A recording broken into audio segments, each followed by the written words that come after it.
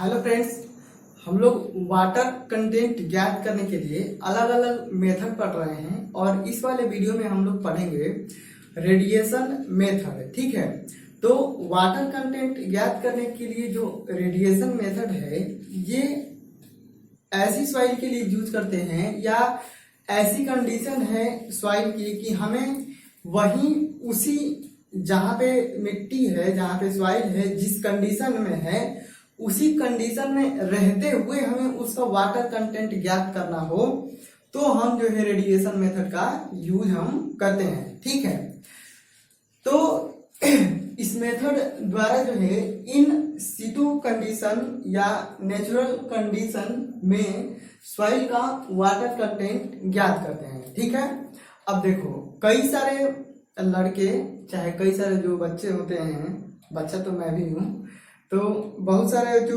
देखो क्या होता है यहाँ पे लिखा है मैंने इन सिटू कंडीशन। ठीक है, तो इन सिटू कंडीशन क्या है ये समझ में नहीं आता है। ठीक है, तो इन सिटू अगर आपको कहीं पे भी दिखे तो इसका मतलब यही है कि जो चीज जहां पड़ी है नेचुरल कंडीशन में वहीं रहते हुए हमें कोई भी चीज करना हो तो वो चीज हम करेंगे बिना उसे डिस्टर्ब किए हुए। ठीक है, तो जैसे कि सॉइल है, आपने देखा होगा खेतों में बहुत सारा ऐसे मान लो कि लैंड है, एकदम पूरा प्लेन है या उबड़ खाबड़ जो कुछ भी है, तो वहां से अब तक हमने जितनी मेथड पढ़ रहे थे वाटर कंटेंट ज्ञात करने के लिए, तो हम लोग क्या कर रहे थे कि सॉइल सैंपल को ले रहे थे, उसे लैब में ला रहे थे या फील्ड पे ही वहीं पे भी, जैसे ग्राउंड में सॉइल है तो उसका वाटर कंटेंट ज्ञात करना था तो हम वहां से सॉइल को निकाल करके और जो भी करना था हम लोग कर रहे थे।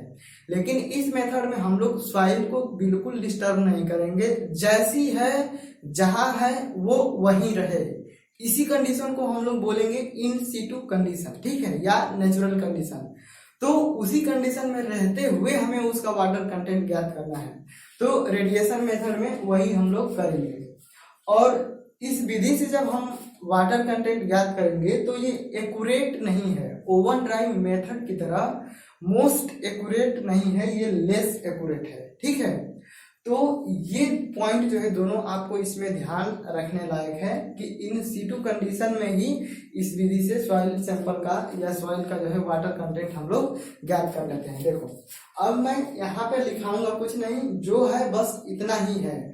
आपको अगर लिखना हो अपनी कॉपी में तो मैं जो बोलूंगा, मैं जितना समझाऊंगा आपको जो समझ में आएगा उसे आप लोग लिख लेना, नहीं लिखेंगे तो भी चलेगा। ठीक है, ये दोनों पॉइंट याद रखना बस। ठीक, तो देखो अब करते क्या है हम लोग, ये जो है ग्राउंड लेवल है, ठीक है ना, ऊपर जो है ये ग्राउंड लेवल है, ये जो है पूरी सॉइल है। तो हम लोग अब करेंगे क्या कि इस सॉइल में थोड़ी थोड़ी दूरी पे जो है दो केसिंग बनाएंगे। ठीक है, ये क्या है केसिंग। केसिंग क्या होता है, केसिंग जो है आप जैसे कि पतली कांच की एक ट्यूब लेते हो जिसे हम लोग कैपिलरी एक्शन करते हैं, तो ठीक वैसे ही ये होल है। ठीक है ना, जो ग्राउंड है उसमें क्या है, ये होल है पतला छोटा सा, जिसका डायमीटर क्या है कम है, तो उसी को हम लोग बोल रहे हैं केसिंग। ठीक, अब हमने दो केसिंग बना लिया और दोनों का लेवल जो है एकदम, जो ग्राउंड लेवल नीचे का लेवल है जो दोनों एक समान है। ठीक है, तो पहली वाली केसिंग में हम लोग रेडियो एक्टिव एलिमेंट डालेंगे और रेडियो एक्टिव एलिमेंट के रूप में कोबाल्ट 60 का यूज करेंगे, और दूसरी वाली केसिंग में हम डिटेक्टर जो है यहाँ पे यूज करेंगे। ठीक है, तो देखो ये जो क्या है रेडियो एक्टिव एलिमेंट है कोबाल्ट 60। ठीक है, तो इससे क्या होगा कि न्यूट्रॉन का इमिशन होगा, मतलब कि इससे जो है जो इलेक्ट्रॉन प्रोटॉन न्यूट्रॉन होते हैं तो उसमें से जो न्यूट्रॉन है वो भारी मात्रा में क्या होगा, उत्सर्जित होगा। ठीक है, अब देखो तो न्यूट्रॉन इसमें से उत्सर्जित होगा, तो इधर से इसका डायरेक्शन जाने के लिए बस जो है एक ही रास्ता होता है, इस डायरेक्शन में। ठीक है, यहाँ से, और ये डिटेक्टर है तो अगर न्यूट्रॉन यहाँ पे आएगा तो ये डिटेक्ट कर लेगा कि ये न्यूट्रॉन आया है, तो उसके पास कितनी एनर्जी है। ठीक है, अब देखो जब ये न्यूट्रॉन यहाँ से उत्सर्जित होगा तो इसके पास जो है कुछ एनर्जी होगी। ठीक है ना, कोई भी चीज होती है, जैसे वो न्यूट्रॉन वहां से रिएक्टिव मेटल से निकल रहा है और जा रहा है, तो शुरुआत में उसके पास एनर्जी है और उसी एनर्जी के कारण जो है कुछ दूरी तय करेगा, है ना। तो जब ये न्यूट्रॉन उत्सर्जित होगा तो इसके रास्ते में जो है वाटर के मॉलिक्यूल आएंगे। ठीक है, तो वाटर के मॉलिक्यूल और सॉइल सॉलिड आएंगे। तो अब ये न्यूट्रॉन जो होगा ये वाटर के मॉलिक्यूल से टकराएगा, है ना। तो उससे टकराने के कारण क्या होगा कि इसका जो एनर्जी है, शुरू में एनर्जी जो है ज्यादा थी और टकराने के बाद से जो है एनर्जी क्या होगी, लॉस होगी और वो कम होगी। तो ये डिटेक्टर क्या करेगा कि जो न्यूट्रॉन वो डिटेक्ट करेगा तो उसके पास कितनी एनर्जी थी उसको वो डिटेक्ट कर लेगा।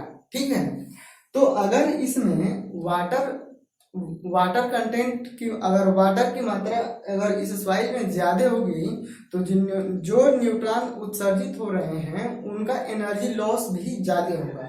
अगर कम होंगे तो एनर्जी लॉस भी क्या होगा, कम होगा। ठीक है, तो ये डिटेक्टर बता देगा कि कितनी एनर्जी जो है न्यूट्रॉन की लॉस हुई है और उसके आधार पे ये एक ग्राफ होता है। ठीक है, और इस ग्राफ के आधार पे जो है हमें पता चल जाता है वाटर कंटेंट, और वो भी क्या, टोटल वेट के रिस्पेक्ट में। ठीक है, तो देखो अगर ये है ग्राफ, इधर है एनर्जी और इधर है वाटर कंटेंट। ठीक है, तो ये डिटेक्टर जो है एनर्जी को डिटेक्ट करेगा कि इतनी एनर्जी है, तो उससे संबंधित जो है यहाँ पे वाटर कंटेंट हमें प्राप्त हो जाएगा, है ना। और ये जो है टोटल वेट के रिस्पेक्ट में मिलेगा और इसे हम सॉइल सॉलिड के रिस्पेक्ट में जो है कन्वर्ट करेंगे। तो रेडिएशन मेथड का यही जो है प्रोसेस है। तो इसमें आपने जो समझा है उसको अपने भाषा में लिख लेना, क्योंकि आप लोग कॉपी में लिखे रहोगे तो आपको जब पढ़ोगे तो समझ में चीजें आएंगी। ठीक है, अब मुझे तो रट गया है क्योंकि मेरे लिए जब नया था तो पढ़ना पड़ता था, तो आप लोग लिख लेना। अब इसमें केवल याद रखने लायक जो है यही दो, पहला और दूसरा जो है यही है, तो इसको जो है याद रख लेना। अब हम अगला जो है पढ़ते हैं पिक्नोमीटर मेथड, और उसकी सहायता से वाटर कंटेंट कैसे ज्ञात करते हैं देखते हैं।